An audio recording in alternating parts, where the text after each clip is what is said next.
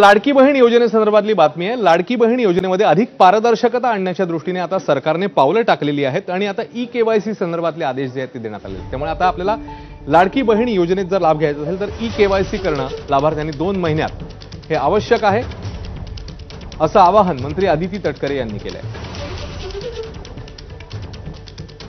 त्याच्यामुळे या 2-3 महिन्याच्या कालावधीमध्ये जे लाभार्थी आहेत त्यांनी ई-केवायसी करून घेणं आहे आणि याच्यातून त्यांना फक्त लाडकी बहीण योजनाच नाही तर शासनाच्या वेगवेगळ्या ज्या योजना आहेत ह्याचा सुद्धा पुढच्या कालावधीमध्ये लाभ होण्याच्या दृष्टिकोनातून हे महत्त्वपूर्ण आहे। मला वाटतं की साधारणपणे प्रसार माध्यम असतील, विरोधक असतील, हे सातत्याने लाडकी बहीण योजनेच्या संदर्भामध्ये वेगवेगळ्या पद्धतीचा संभ्रम हा पसरवण्याचा प्रयत्न करत आलेले आहेत। ही योजना जी आहे ही महिलांमध्ये, लाडक्या बहिणींमध्ये अतिशय प्रिय आहे। महिलांना त्याचा लाभ मिळतोय। कुठेही आम्ही याच्यामध्ये लाडकी बहिणीची संख्या कमी करण्याचा प्रयत्न नाहीये।